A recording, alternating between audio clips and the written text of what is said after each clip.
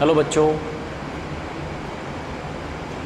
स्वस्थ रहिए, अपना ख्याल रखिए।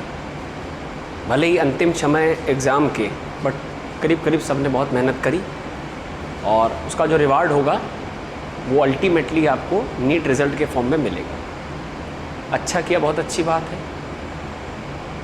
पेपर कम अच्छा हुआ, बेटर परफॉर्म नहीं कर पाए, सो एक बार पूरी ऊर्जा समेट करके फिर से जान लगाइएगा। मैं यही कहूँगा, निराश मत होइएगा। बड़ा संघर्ष है, हिंदुस्तान के कई एग्ज़ाम मिला दिए जाएँ तो अकेले नीट के बराबर होते हैं। जहाँ तक रही बात पेपर की, तो पेपर वॉज गुड, अच्छा पेपर था, टाइम टेकिंग था, इंगेजिंग था। कुछ क्वेश्चन वन लाइनर मतलब बहुत ईजी थे, सीधे फार्मूला बेस्ड थे, तो कुछ समय इंगेज कर रहे थे, मतलब समय देना पड़ेगा पेपर में, इस टाइप का पेपर था। तो कई सारे बच्चों ने ये भी बताया कि थोड़ा सा अन्य सब्जेक्ट बैलेंस करने के चक्कर में उनको समय कम मिला। ये जनरली होता है, तो ठीक है जैसा भी आपने किया। मैं डिस्कशन कर रहा हूँ फटाफट से, और डिस्कशन क्या, इन शॉर्ट मैं कोशिश करूँगा आंसर की के फॉर्म में चीज़ें हिंट करता जाऊँ, आगे बढ़ता जाऊँ, ताकि with in half an hour आपको सारे आंसर्स मिल जाएँ। तो सबसे पहला सवाल जैसे ये था, मैं आपको बता दूँ ये जो पेपर है हमारा, ये जिस पर्टिकुलर सेट से बिलोंग कर रहा है, दैट इज़ S6।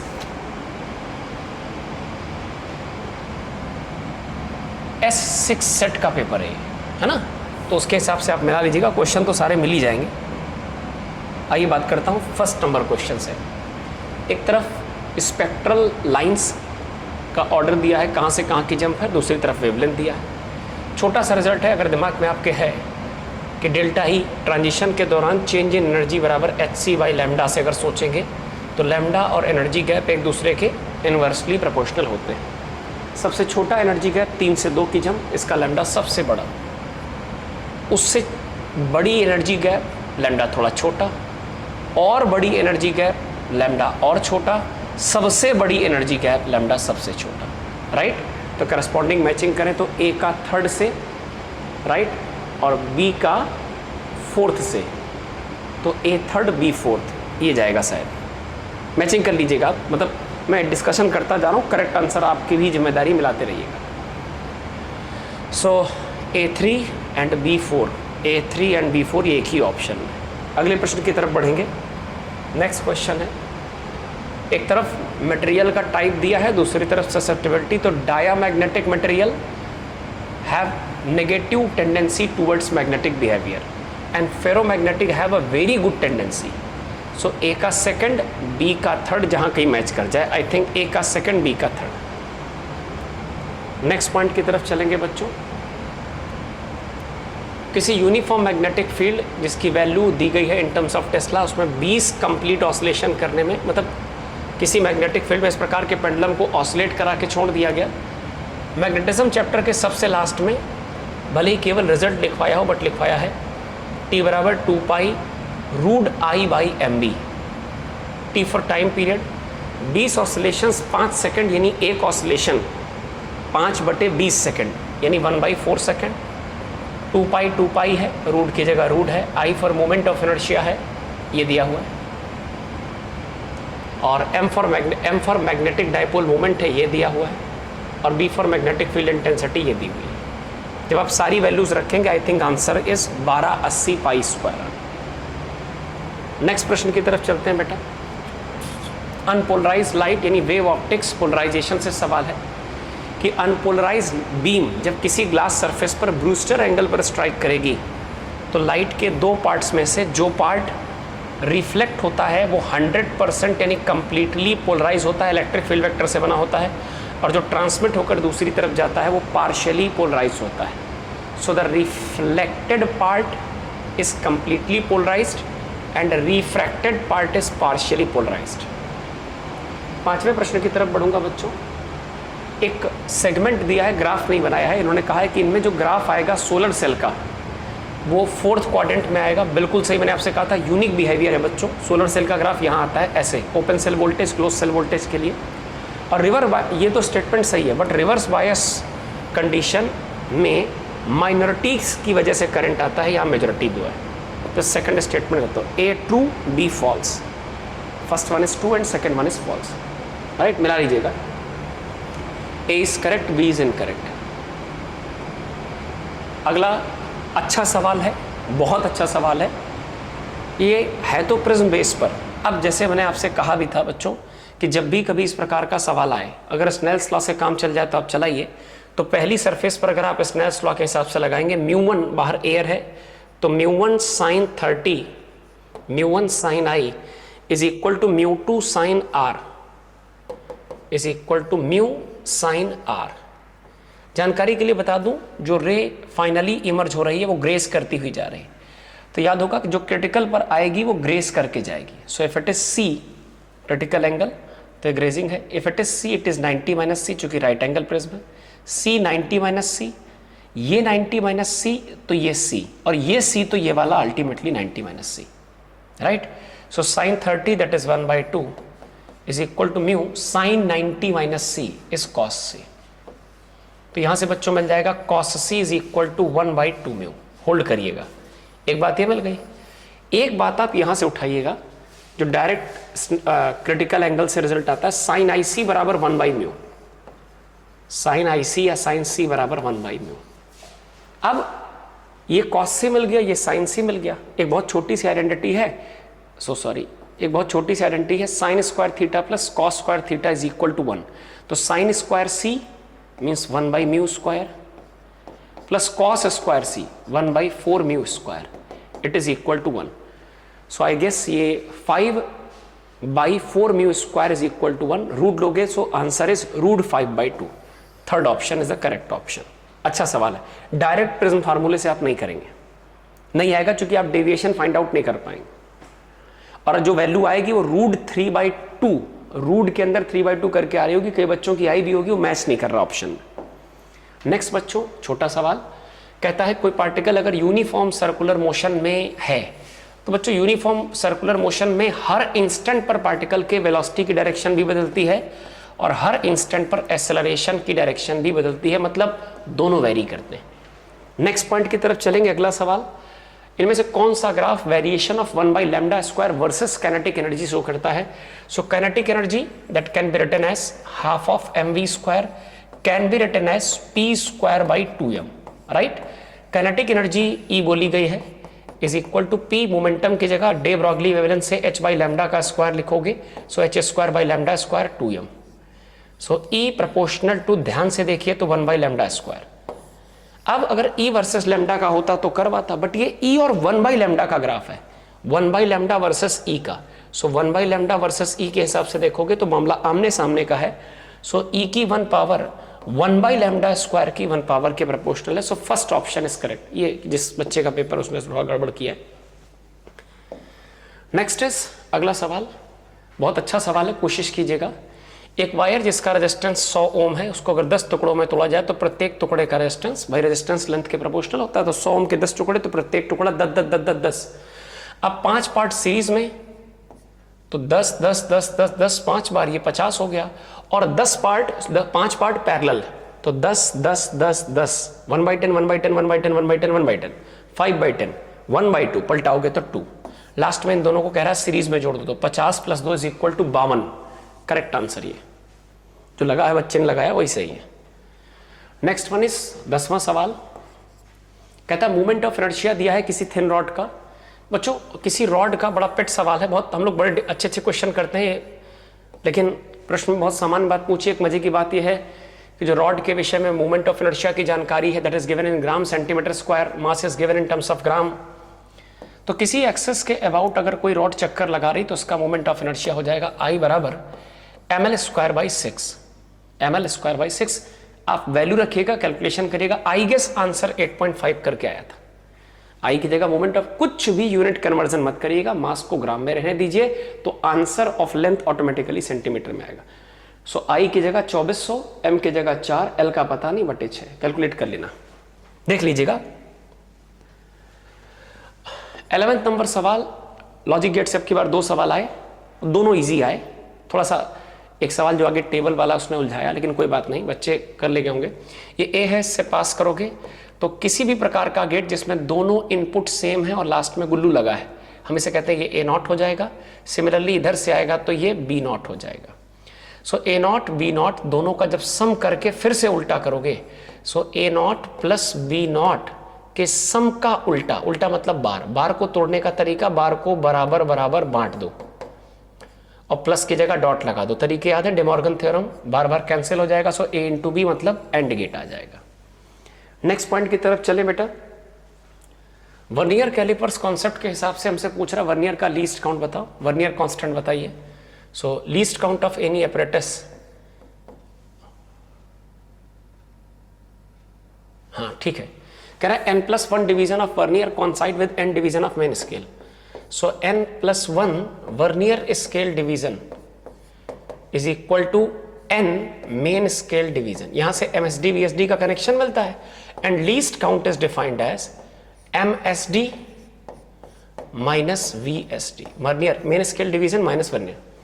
तो यहां से VSD की वैल्यू निकालोगे तो n/n+1 आ जाएगी, कैलकुलेट करोगे सो आंसर इज 1/n+1। आराम से करिएगा, कुछ नहीं करना, अब तो खाली ट्रांसफर, दो रिजल्ट लगेंगे, इन्हीं को उठा के रख दो। सो जो आंसर आएगा दैट इज 1/n+1। बट ध्यान रखिए ये जो आंसर है उसमें मेन स्केल डिवीजन आता है मल्टीप्लाई में। मेन स्केल डिवीजन ध्यान से देखो दिया है 0.1 mm और आंसर पूछा कि इसमें सेंटीमीटर, छोटी छोटी माइनर मिस्टेक करी बच्चों ने। सो कॉन्सेप्ट वाइज आप गलत नहीं हो, बट वो एग्जाम की हड़बड़ाहट से थोड़ी सी गलतियां होती हैं। सो इसे 0.1 की जगह 1/10 mm लिखा जा सकता है, राइट और अगर mm हटा के सेंटीमीटर करोगे तो 0 और लगा देना। So correct answer is 1/100n+1। It is vernier constant और वर्नियर लीस्ट काउंट।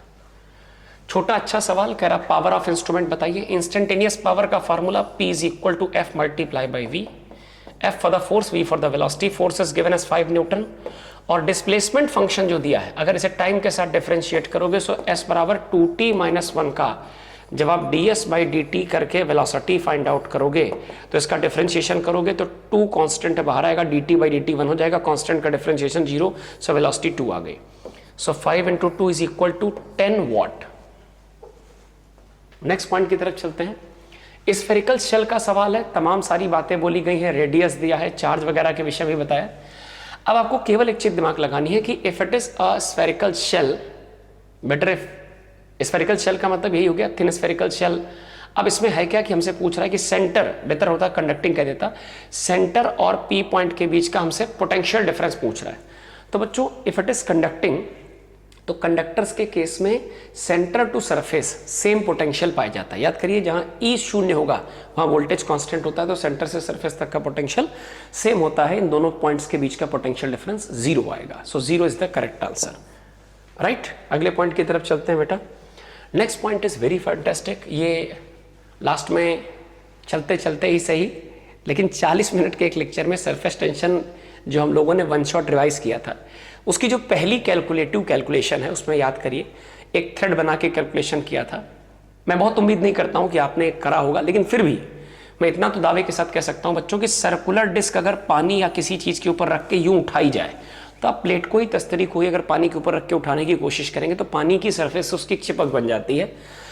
तो इस पर इस डिस्क के विषय में क्या कह रहा है कि अगर 4.5 सेंटीमीटर रेडियस है इसकी, so radius is given as 4.5 centimeter and surface tension is given as 0.07 Newton पर मीटर। तो इसे उठाने के लिए जो आपको एफर्ट करना पड़ेगा तो force per unit length is equal to surface tension या फोर्स बराबर surface tension into length. Surface tension is 0.07 और जो लेंथ है इस सर्कुलर रिंग की, डिस्क की, वो लेंथ सरकमफेरेंस से काउंट होगी, बाउंड्री से काउंट होगी, दैट इज 2 पाई आर की जगह 4.5। कृपया सेंटीमीटर को 100 से डिवाइड करके मीटर में कन्वर्ट कर लेना। I guess answer is 19.8 milli newton अर्थात 10⁻³ न्यूटन, राइट। 16वां नंबर सवाल केवल आपको बेवकूफ बनाने के लिए, इतनी लंबी टेबल, इसके बाद इतने सारे एक्सप्रेशन, बस खाली आप ध्यान दीजिए जो बी एंट्रीज हैं उनका जस्ट उल्टा लिखा है, जस्ट उल्टा, जस्ट उल्टा। So it is B inverse table. इस बच्चे का पेपर था उसने बिल्कुल सही किया है। इसके बाद अगला सवाल कहता है in the given below statement, दिए गए स्टेटमेंट में किसी डाइपोल जिसके इलेक्ट्रिक डाइपोल मोमेंट का वैल्यू भी दिया है उससे r डिस्टेंस पर, तो किसी डाइपोल की एक्सियल पोजीशन, किसी इलेक्ट्रिक डाइपोल की एक्सियल पोजीशन पर जो इलेक्ट्रिक पोटेंशियल का फार्मूला होता है के मतलब 1/4πε0 P/r² होता है। आप सारी वैल्यू रखिए, कैलकुलेशन बिल्कुल सही आ रहा है। के की जगह 9 10 टू पावर 9, पी की जगह इलेक्ट्रिक डायपोल मोमेंट की वैल्यू और आर की जगह 2 रखिए, कैलकुलेशन बिल्कुल सही आ रहा। पहला स्टेटमेंट सही, बट दूसरा गलत इसलिए है बिकॉज यहां 2 नहीं होना चाहिए। एक्सियल पोजीशन पर जो वैल्यू होती है that is K P by R square, not K 2p by R square. So assertion is true but reason is false. मिला लीजिएगा, assertion true, reason is false, A true R false. Fourth option, ये बहुत छोटा, कितने practice की हम लोगों ने सर्किट, मतलब एक इंडिविजुअली सर्किट का ये डर होता है टीचर के अंदर भी, बच्चे के अंदर भी, चूंकि हम दोनों ही कहीं ना कहीं एक रास्ते पर सेम है। आप एग्जाम से डरे हो और मैं इस चीज़ से डरा हूँ कि मेरा बच्चा एग्जाम में ना डरने पाए, तो हम लोगों ने बड़े बड़े सर्किट बना के खूब अच्छे से प्रैक्टिस करी। तो ये बहुत बेसिक सवाल है सर्किट का, जो बुनियादी तौर पर शुरुआत में ही बताया जाता है। इतना सा बच्चों की सर्किट में एक बैटरी जिसका वोल्टेज 10 है और इस पूरे सर्किट में लगा है total resistance 4 + 1 = 5। From V is equal to I R, voltage 10, current का आइडिया नहीं और रेजिस्टेंस के नाम पर 5, 5 1 के 5, 5 दूनी 10, so current is equal to 2 ampere. अब इस सेल के टर्मिनल्स के क्रॉस कितना पोटेंशियल होगा, तो पोटेंशियल ड्रॉप अब यहां से किरचॉफ लॉ लगा के भी निकाल सकते हैं या डायरेक्ट आउटर पोटेंशियल ड्रॉप भी निकाल सकते हैं, क्योंकि इन टर्मिनल्स के लिए ये भी पोटेंशियल ड्रॉप है, ये भी पोटेंशियल ड्रॉप है। So if you follow V is equal to I R, I जगह 2, आर की जगह 4, 4 2 8, सो 8 वोल्ट का पोटेंशियल ड्रॉप आएगा। 18वां नंबर, बहुत अच्छा सवाल है, इलेक्ट्रोमैग्नेटिक इंडक्शन का सवाल है जो लेंज लॉ से लगेगा। नॉर्थ पोल जब अवे जाएगा so it will behave like a south pole, और साउथ बिहेव करने के लिए अंगूठा या मैग्नेटिक फील्ड लाइन अंदर जाएंगी तो फिंगर की कर्वेचर ऐसे होगी, और ऐसी कर्वेचर का मतलब, ऐसी कर्वेचर का मतलब जो आपके करंट का मैनर होगा, हाँ जो करंट का मैनर होगा, लाइक अगर ऐसी कर्वेचर है so it is from A to B. देखिए ऐसी कर्वेचर करिए, अंगूठा अंदर जाएगा। अब साउथ जिधर नजदीक आएगा तो साउथ के इनकमिंग से भी फ्लक्स चेंज होगा, इंड्यूस ईएमएफ आएगा जिसका इंड्यूस करंट अपोज करेगा, तो साउथ के नजदीक आने का विरोध करने के लिए इसे भी साउथ बनना पड़ेगा। साउथ के लिए फिर से अंगूठा अंदर, जिस तरफ साउथ बनना उधर अंदर। अब करंट ऐसा आएगा, ऐसे मतलब ऐसे आएगा, मतलब डी से सी, तो A to B and D to C, A to B and D to C.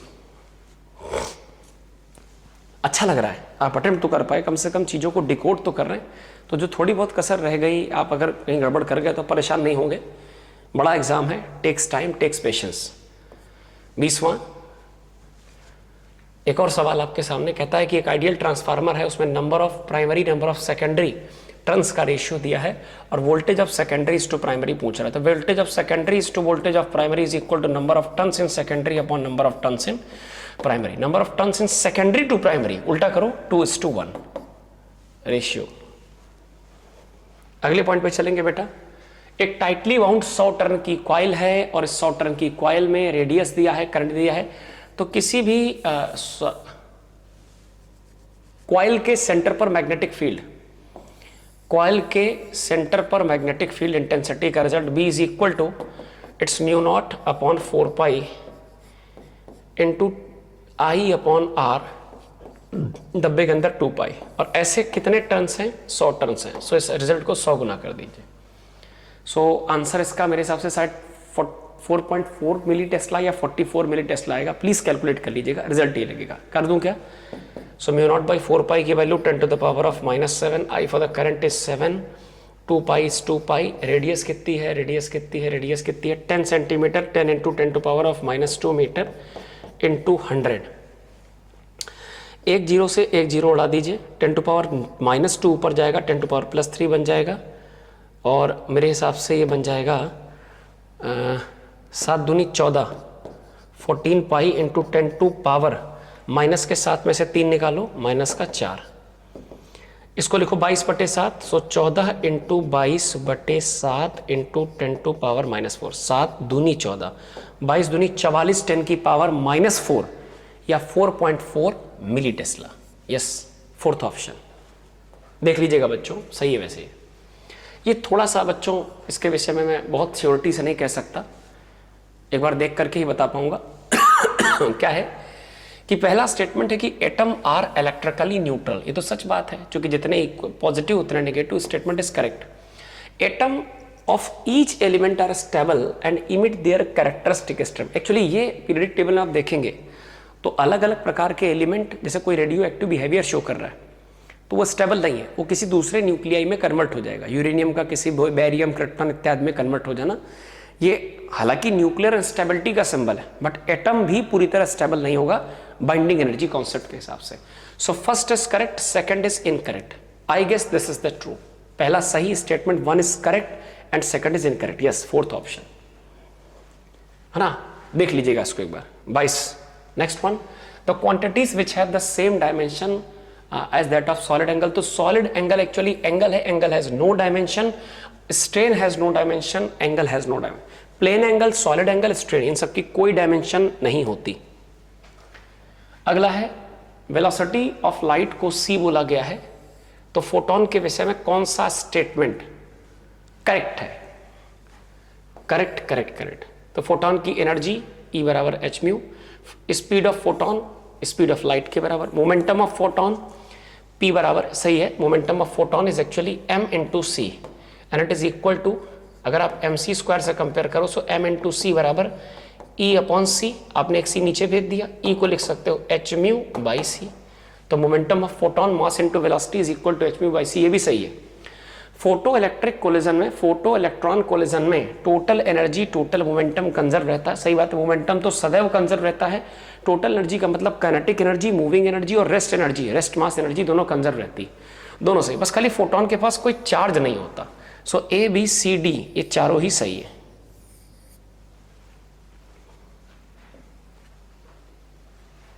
The bob is whirled in a horizontal plane by means of a string with initial speed omega. किसी को omega से, अच्छा simple सी बात है, m मास को बांध कर अगर आप थ्रेड से सर्कुलर पाथ पर सेंट्रीपिटल फोर्स देते हुए घुमाओगे तो धागे में आने वाला तनाव, टेंशन ही सेंट्रीपिटल का काम करेगा। So F centripetal is equal to tension is equal to m r omega square. But अगर आप ओमेगा को डबल कर देते हो तो टेंशन 2 दूनी 4 गुना हो जाएगा। नेक्स्ट इज, अगला प्रश्न देखेंगे बच्चों। अगला क्वेश्चन बहुत सुंदर है, इसमें हमसे भी जल्दबाजी में क्या गलती बताते हैं। जैसे है तो बहुत सिंपल कि y इज इक्वल टू या x is equal to a sine omega T, a for amplitude is equal to 5, ध्यान रखिएगा 5, ये डेटा किस में है? Metre. Omega T is equal to pi T, T से टी उड़ गया, ओमेगा की जगह 2 पाई बाई कैपिटल टी, चूंकि टाइम पीरियड भी पूछा है शायद, is equal to pi, pi से पाई खत्म, टी उधर तो टी बराबर 2 second. So answer is 5 metre 2 second, 5 metre 2 second. जल्दबाजी में जब हमने पेपर देखा तो मुझे लगा ये ऑप्शन सही, जबकि यहाँ यूनिट सेंटीमीटर है। सो फोकस करें, छोटी छोटी गलतियां जो हो रही हैं वो ना हो। नेक्स्ट इज, अगला बहुत प्यारा सा प्रोसेस दिया है, ऐसा लग रहा है कि सबका वॉल्यूम वगैरह, एरिया वगैरह निकाल के पीवी साइकिल का वर्क डन निकलवाएगा, बट उसने ऐसा कुछ भी नहीं किया। उसने कहा खाली पाथ BC का वर्क बता दो। तो ध्यान से देखो, B से C तक की प्रोसेस में वॉल्यूम जितना था उतना है, isochoric process, no work done. Next, ये भले इस साल डर से कराया हो, लेकिन रेडियो एक्टिविटी को मद्देनजर रखते हुए, हालांकि सिलेबस से बाहर रेडियो एक्टिविटी का सवाल नहीं है, बट पार्टिकल इमिशन का सवाल है, अच्छा सवाल है। एक बात ध्यान रखनी है, अल्फा पार्टिकल इमिशन से 2 की कमी, नीचे 2 की कमी, 80 ऊपर 4 की कमी, 286। पॉजिट्रॉन निकला, पॉजिट्रॉन मतलब एक प्रोटॉन निकल गया, एक कम पड़ गया, 79, 286। अब बीटा निगेटिव निकले या इलेक्ट्रॉन निकले, एक ही इमिशन है। सो ये हो जाएगा, एक बढ़े, इलेक्ट्रॉन निकला मतलब इलेक्ट्रॉन प्रोटॉन, न्यूट्रॉन प्रोटॉन में कन्वर्ट हुआ, तो एक प्रोटॉन बढ़ा 80, 286, फिर एक प्रोटॉन बढ़ा 81, 286। सो 81, 286 इज द करेक्ट आंसर। ध्यान रखें, इलेक्ट्रॉन का निकलना बीटा नेगेटिव का निकलना सिमिलर है।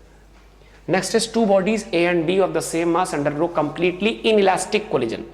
2 बॉडी जो सेम मास की हैं वो कंप्लीटली इनइलास्टिक कोलिजन करती हैं। एक M वाली है जो V1 से टकराई और किसी इक्वल M वाले से जो कि रेस्ट पर था उससे टकराई, दोनों ने इनइलास्टिक कोलिजन किया, इट मीन्स वो कोलैप्स हो गई, तो MM मिलकर के 2m बन गया। फाइनल वेलोसिटी क्या होगी पता करनी, से V2 मान लिया।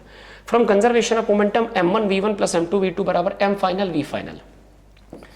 सो M V1 is equal to 2m V2, M से M खत्म हो गया, so V2 is equal to V1 by 2, V2 is equal to V1 by 2। Result आया V2 is equal to V1 by 2।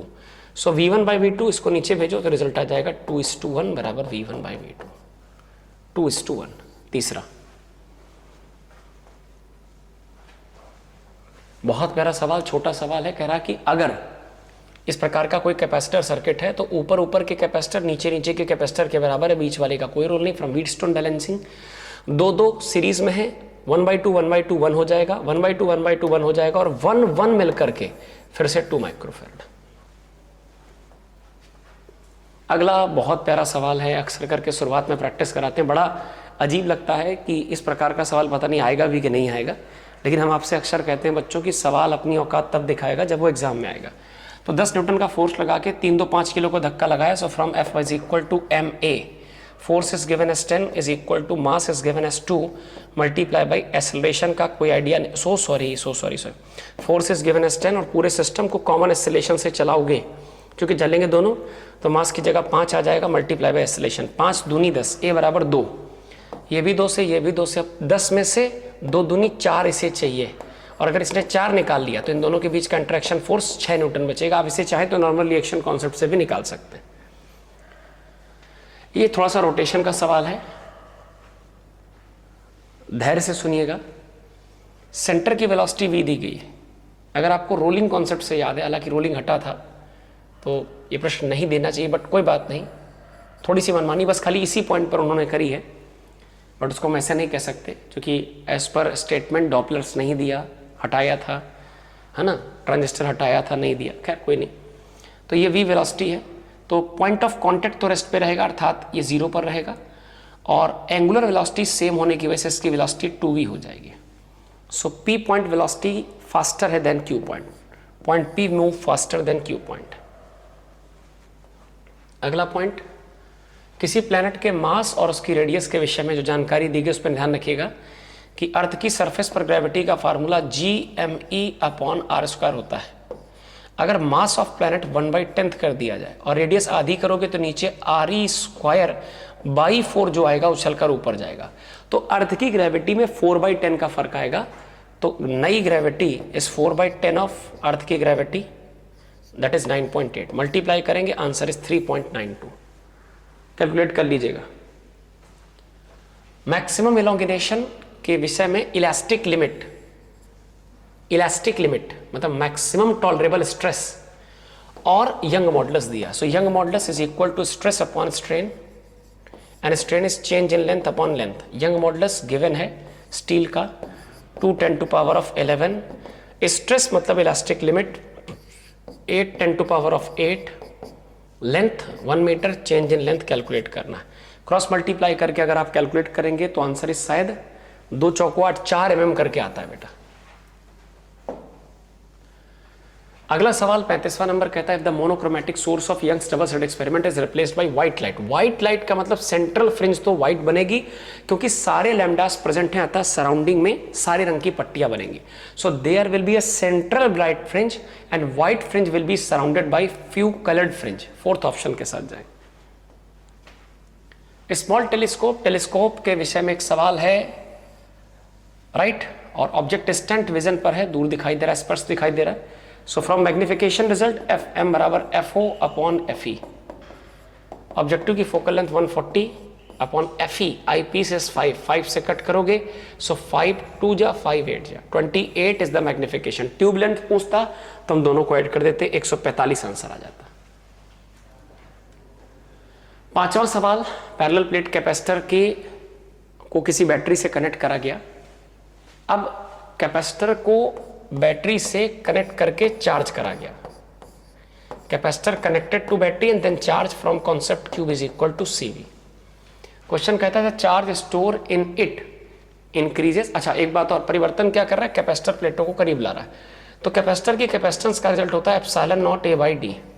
प्लेटों को करीब लाने का मतलब d घटाना C बढ़ाना। तो पहली बात तो कैपेसिटी बढ़ जाएगी, कैपेसिटेंस इंक्रीजेस। कैपेसिटी बढ़ेगी, चार्ज बढ़ेगा, चार्ज इंक्रीजेस। एनर्जी बढ़ेगी मतलब product of charge end voltage. Q energy का फार्मूला याद होगा, हाफ ऑफ QV। तो Q और V दोनों का प्रोडक्ट यानी एनर्जी बढ़ जाएगी, ये सत्य बात है। और बाकी स्टोर्ड एनर्जी डिक्रीज, गलत हो गया। Ratio of charge to potential यानी Q/V अर्थात C रिमेन्स सेम, गलत है। So A, C and D are the correct. ACE are the correct. किसी कैपेसिटर के विषय में सवाल है, आराम से कैलकुलेट करिएगा। क्या पूछा? पीक करंट पूछा है, और जो गिवन बिना नाम का वोल्टेज होता है वो आरएमएस वोल्टेज होता है। तो वी आरएमएस दिया है, वी आरएमएस बराबर I RMS multiply by Z. Z की जगह चूंकि मामला कैपेसिटर सर्किट का है तो एक्सी, तो वी आरएमएस की जगह बच्चों 210, मैं तो कहूंगा इसे √2 से मल्टीप्लाई कर लो तो पीक करंट डायरेक्ट आ जाएगी। क्यों? जब आरएमएस आरएमएस रखोगे तो आरएमएस का आंसर आएगा, पीक पीक रखोगे पीक का आंसर आएगा। और एक्सी की वैल्यू बच्चों हो जाती है 1/ω/c। Omega is 2 pi, frequency 50 into capacity की जगह 10, माइक्रो का मतलब 10⁻⁻6 फैराड। प्लीज कैलकुलेट करिएगा, जो भी आंसर आए तो वो देख लीजिएगा। अभी कैलकुलेशन मैं आपके ऊपर छोड़ रहा हूँ, एक्सप्रेशन बना दिया मैंने, राइट? बिल्कुल सिंपल कैलकुलेटिव सवाल है। नेक्स्ट वन, इसकी अगर बात करूं, choose the correct option which can achieve the balance with stone bridge. अब समझिएगा, कोई भी ऐसे देखोगे तो बैलेंस नहीं दिखेगा। इन्होंने क्या किया है, डायोड को लगाकर सिस्टम को डायोड रेजिस्टेंस के बिहाफ पर अधूरा छोड़ दिया। मतलब पहले तो ये चेक करो कौन सा सर्किट रनिंग है। तो बच्चों ध्यान से देखेंगे आप, तो जैसे इस वाले खेल में देखिए, ये बैटरी का प्लस टर्मिनल, ये माइनस। अगर डायोड का P connected to low potential तो काम ही नहीं करेगा सर्किट। अगेन इसको भी देखो, नेगेटिव से कनेक्टेड है P, ये भी काम ही नहीं करेगा सर्किट, राइट? तो दो सर्किट तो बेकार हो गए, क्योंकि इसमें डायोड रिवर्स लगे होने से सर्किट की ब्रांचेस वर्किंग ही नहीं होंगी। ये डायोड काम करेगा, परफेक्ट काम करेगा। इसमें ऊपर ऊपर का रेशियो नीचे नीचे के बराबर तो नहीं है, बट डायोड रेजिस्टेंस हो सकता है कि 5, 10, 15, 20 कुछ करके हो, ताकि 10/10 बराबर 15/15 करके आ जाए। ये संभावना है। लास्ट वाले में संभावना इसलिए नहीं है क्योंकि डायोड के पैरेलल में कनेक्टेड रेजिस्टेंस एक पुअर रेजिस्टेंस है। तो रिजल्ट जो आएगा भाई, हम यही उम्मीद कर सकते हैं कि 10/10 इज इक्वल टू 15/15। इसका मतलब डायोड एक्सपेक्टेड रेजिस्टेंस 10 होना चाहिए, क्योंकि 10, 5, 15, 15, 10, 10। अब अगर 10, 5 को पैरेलल लगाओगे तो आंसर तो 5 से छोटा आएगा। तो ऊपर तो रेशियो 10/10 1 आ जाएगा, बट नीचे रेशियो 15/5 से भी छोटा नंबर, यानी 3, 4 के आसपास रेशियो आएगा, जो कि अनबैलेंस है। सो पहले दो जो फिगर मैंने ये पॉइंट आउट किए, ये तो सर्किट रनिंग ही नहीं है, बेकार है। इन दोनों में वर्किंग तो है, बट इसमें बैलेंस होने की संभावना नहीं, लेकिन इसमें बैलेंस हो सकता है। ध्यान दीजिएगा, कैन अचीव। अच्छा सवाल है, इसका मैं डायरेक्ट आंसर बता दूं, ऐसे समझिए, बहुत जानकारी नहीं दी है। तो दो हीटर के पावर्स दिए, तो powers is equal to voltage square upon resistance. So standard resistance R1 R2 is equal to voltage square upon पहले का पावर 1, वोल्टेज स्क्वायर अपॉन दूसरे का पावर किलोवाट। अब कह रहा पहले दोनों को सीरीज लगाओ फिर पैरेलल लगाओ। तो सीरीज लगाओगे तो सीरीज में R1 R2 का रिजल्ट आ जाएगा R1 प्लस R2। अब पैरेलल में आ जाएगा R1 R2 upon R1 plus R2। सही है। इसके बाद जो कह रहा कि सीरीज लगाया फिर पैरेलल लगाया। अब इनके नए पावर आउटपुट बताइए। तो आप रेजिस्टेंसेस की वैल्यू मतलब V²/1, आप दिमाग लगाइए, V²/1 और V²/2, मतलब इन दोनों क्वांटिटी में आधे दुगने का संबंध है। तो ये हो जाएगा V²/1, ये V²/2, यानी अगर इसे R रखा जाए तो ये R/2, R/2 upon R plus R/2, 3R/2। तो ये तो डायरेक्ट हो गया 3R/2, और ये by 2 से by 2 कट जाएगा, एक R से एक R कट जाएगा, इट्स आई थिंक R/3। सही है। अब दोनों का जो रेशियो है वो कैसे निकालोगे? तो अब इसकी पावर निकालो, पावर इन सीरीज दोनों को लगाया तो V²/3R/2 and power in parallel V²/R/3। दोनों का रेशियो ले लो, रेशियो 2:9 के आसपास आ जाएगा, राइट? मतलब पहले अननोन रेजिस्टेंसेस, अननोन पहले गिवन पावर से रेजिस्टेंस गेस करिए, सीरीज में टोटल रेजिस्टेंस, पैरेलल में टोटल रेजिस्टेंस, फिर V²/R एक बार सीरीज पैरेलल लगा के कॉम्बिनेशंस की पावर निकालिए। Next is V versus T का ग्राफ दिया है, AT ग्राफ में कन्वर्ट करना बड़ा सिंपल है। यहां एक्सेलरेशन VT ग्राफ का स्लोप एक्सेलरेशन देता है, ये एक्सेलरेट हो रही, स्पीड बढ़ रही, स्पीड कांस्टेंट, एक्सेलरेशन 0, स्पीड घट रही, retardation. So acceleration constant acceleration, चूंकि स्लोप कांस्टेंट है। यहां लाइन पैरेलल, वेलोसिटी में कोई बढ़ोतरी नहीं, नो एक्सेलरेशन, वेलोसिटी घट रही है कांस्टेंट रेट से, retardation. So acceleration, no acceleration, retardation. Fourth option is correct. Mass of a bob of simple pendulum increase thrice to the original mass. Mass से कोई फर्क नहीं पड़ता सिंपल पेंडुलम के टाइम पीरियड में, टी बराबर 2π√L/g में मास इंडिपेंडेंसी होती, बट लेंथ को आधा कर दिया। लेंथ आधा करने से फ्रॉम द इक्वेशन टी बराबर 2π√L/g, अगर आप लेंथ हाफ करोगे तो टाइम पीरियड एक्सप्रेशन आधा हो जाएगा, तो नया टाइम पीरियड 1/√2 टाइम्स हो जाएगा। अब कहता है अगर नया आंसर 1/√2 हो जाएगा हमारे हिसाब से, ये कहते हैं नया आंसर इनके हिसाब से x/2 होगा। जेई पैटर्न पर बना है सवाल, आपको जेई के कुछ सवाल ऐसे मिलेंगे। अब √2 से इसे काटोगे तो √2 आ जाएगा, सो x बराबर √2। x की जगह क्या होना चाहिए ये पूछा है सवाल में, थोड़ी गणित लगवाइए आपसे। नेक्स्ट है एक बहुत सुंदर सवाल, यंग मॉडुलस दिया गया है, थर्मल एक्सपेंशन कोएफिशिएंट दिया है, लंबाई दी है, एरिया दिया है। बहुत प्यारे हीट के सेशंस थे जो हम लोगों ने ऑनलाइन आराम से कवर करे थे, मुझे याद है। तो बच्चों उसमें कंप्रेसिव फोर्स या खींचने वाले फोर्स का बहुत प्यारा लेक्चर तीसरा चौथा था, कैलोरीमेट्री थर्मल एक्सपेंशन का। तो उसमें पॉइंट वाइज हम लोगों ने स्टडी किया था। किसी भी तार को अगर दो एंड पर बांध दो, अभी रिवीजन वाले सेशन में भी कल थर्मल एक्सपेंशन में ये फार्मूला अलग से स्पेशली लिखा था कि अगर किसी तार को दो एंड पर बांधकर ठंडा या गर्म करोगे तो उसमें खिंचाव या तनाव आएगा, जिसका फार्मूला YF बराबर YA∝ young modulus Y, area, alpha और तापमान वृद्धि 100 डिग्री सेल्सियस। आप सब रख लीजिए, आराम से कैलकुलेशन कीजिएगा, 50 × 10³ आ जाएगा शायद, है ना। फिर इसके बाद एक शीट है जिसे मैग्नेटिक फील्ड में रखा गया, इसमें आप पढ़िएगा, इलेबोरेट है, शायद A and C both options are correct. Next one is property of not of electromagnetic wave travelling in. Electromagnetic wave की कौन सी प्रॉपर्टी नहीं है, तो मैं उल्टा शुरू करता हूं कि इलेक्ट्रोमैग्नेटिक वेव C बराबर 1/μ0ε0 से ट्रेवल करती हैं, ये ट्रांसवर्स नेचर की होती हैं, energy density of electric field magnetic field बराबर होती है, ये किसी यूनिफॉर्म स्पीड के चार्ज से डेवलप नहीं होती बल्कि ये एक्सेलरेटिंग चार्ज से डेवलप होती हैं। So this is not a property. एक मतलब 3 ये सही है, ये सही सही सही, यही नहीं सही है, not true, not correct. Next one इस बेटा पैरेलल प्लेट कैपेसिटर को चार्ज करके बैटरी को तार से जोड़ा गया है। तो ऐसे समझिए कि पैरेलल प्लेट कैपेसिटर है, ये चार्ज है और इसकी प्लेटों के बीच में एक इलेक्ट्रिक फील्ड एग्जिस्ट करेगा, और एक वेरिएबल बैटरी से अगर आप इसे कनेक्ट करते हैं तो इसमें 2 प्रकार की करंट होगी, एक होगा बैटरी करंट और एक होगा प्लेटों के बीच में displacement current. In case of capacitor मैंने आपसे बोला था दोनों करंट्स बराबर होती है, डिस्प्लेसमेंट करंट मैग्नीट्यूड और डायरेक्शन दोनों के मामले में सिमिलर होगा। So displacement current of magnitude equal to I flows in the same direction as that of I। मतलब जो डायरेक्शन सर्किट करंट का है, I का है, वही डिस्प्लेसमेंट करंट का होगा, वही मैग्नीट्यूड होगा। किसी आयरन बार को जिसकी लंबाई L है इसे बेंड कर दिया गया, तो ऐसे समझिए ये कुछ ऐसा रहा होगा, ये नॉर्थ है, ये साउथ है, इसे यहाँ से क्रैक बेंड किया ऐसे, ये नॉर्थ ये साउथ। अब ऐसे जब बेंड करोगे तो साउथ यहाँ पहुँचेगा, तो एक नॉर्थ साउथ ये डेवलप होगा और ये साउथ नॉर्थ डेवलप हो जाएगा। Magnetic dipole moment is directed from south to north, from south to north. If this angle is 60 then this angle must be 120। अब आपने बेंड किया, लंबाई आधी, magnetic dipole moment capital M आधा, capital M आधा। m/2 m/2 जैसी vector quantity 120 degree पर काम करे तो रिजल्टेंट जो आंसर आएगा वो भी m/2। 120 डिग्री पर काम करने वाले वेक्टर का रिजल्टेंट भी सिमिलर उन्हीं के बराबर आता है।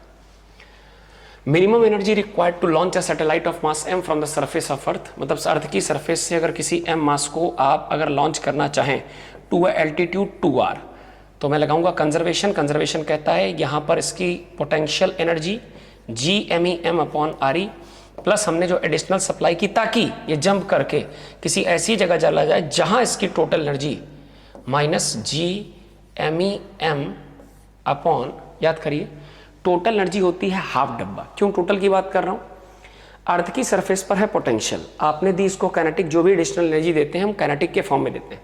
जब यहाँ से किसी नई ऑर्बिट पे पहुंचेगा, ऑर्बिट तो ऑर्बिट पहुंचेगा तो चक्कर लगाएगा, चक्कर लगाएगा मतलब काइनेटिक भी है पोटेंशियल भी है, तो टोटल एनर्जी का रिजल्ट -½ ऑफ डब्बा, एंड डब्बा is actually Gm1m2 upon r। r का मतलब सेंटर से उस पॉइंट तक की दूरी, तो 2r तो एल्टीट्यूड है, r रेडियस 3r, तो ये हो जाएगा बच्चों 6r टोटल एनर्जी। आप अलग अलग भी लिख सकते हैं, पोटेंशियल अलग काइनेटिक अलग। अर्थ की सरफेस पर potential plus kinetic is equal to orbit पहुंचने के बाद potential plus kinetic, direct total लिख दिया है, -½ डब्बा, डब्बा मतलब Gm1m2 अपॉन ये r टोटल r। दोनों को बैलेंस करिएगा। I guess answer should be 5/6। E का आंसर आ जाएगा कितनी एडिशनल एनर्जी देनी पड़ी। नेक्स्ट प्रश्न की तरफ पढ़ते हैं, बहुत प्यारा सवाल है। टी वर्सेस वी का जब स्लोप निकालेंगे फ्रॉम द इक्वेशन पीवी बराबर एनआरटी, पीवी बराबर एनआरटी, तो P upon NR is equal to T by V. अर्थात इस ग्राफ में जितनी भी बातें हैं, चूंकि सारे ग्राफ कर्वेचर वाले हैं, तो इनका जो स्लोप है that is T by V, वो पी के प्रोपोर्शनल होगा। अर्थात जिसका स्लोप ज़्यादा उसका प्रेशर ज़्यादा। एक का स्लोप सबसे ज़्यादा, दो का स्लोप कम, तीसरे का स्लोप सबसे कम, तो प्रेशर ऑर्डर भी 1 2 3 आएगा। नेक्स्ट पॉइंट की तरफ बढ़ते हैं बच्चों, and guess it is the last question. Question कह रहा है कि F is equal to alpha T square plus beta T act on a particle is given at a time. तो फैक्टर बताइए जो डायमेंशन लेस हो जाए। तो ध्यान से देखिए, मैं तो कहूंगा ये दोनों क्वांटिटी मिलकर डायमेंशन लेस कब बनेंगी, इन दोनों का। देखिए आप ऑप्शन पढ़िए, अल्फा बीटा। तो कह रहा है इसकी भी डायमेंशन है, इसकी भी डायमेंशन है, ओवरऑल डायमेंशन लेस कैसे बनेगा। आप डायमेंशन निकाल के डायमेंशन लेस सेट करिए। मैं ऐसे कहता हूं कि यदि दोनों की डायमेंशन बराबर हो जाए तो डायमेंशन लेस हो जाएगा। तो मैं कहूंगा alpha T square upon beta T, ये टर्म डायमेंशन लेस होना चाहिए। टी से टी खत्म हो गया, अल्फा टी अपॉन बीटा, ये डायमेंशन लेस होगा। अरे सेम डायमेंशन को सेम डायमेंशन से डिवाइड करो, डायमेंशन लेस क्वांटिटी बन जाएगी, इसे strain. Right, so this was all a brief discussion of all 50 questions. Wish you की बहुत सारी चीज़ें आपको, देखिए कुछ भी ऐसा नहीं बोलूँगा मैं, आपने भी पढ़ा, हम लोगों ने साथ में डिस्कस किया क्लास में, तो आपने अपनी क्षमता अनुसार जितना भी किया बहुत अच्छा रहा। जिन चीज़ों की प्रैक्टिस कम हो पाई, थोड़ा सा उनमें बहुत जजमेंटल मत होइएगा, बट जो चीज़ें प्रैक्टिस की हुई गलत हुई उनको जज करिए कि ये सिली मिस्टेक्स थी। बाकी जिन बच्चों का बहुत अच्छा पेपर हुआ उनको बहुत बधाइयाँ, और जो बच्चे अभी भी संघर्षशील हैं उनके लिए मेरी बहुत सारी शुभकामनाएं। अपना ख्याल रखिए, स्वस्थ रहिए। आपसे पढ़ाई है, पढ़ाई से आप नहीं, इसलिए अपना ख्याल रखिए। गुड नाइट, शुभ रात्रि, सब है।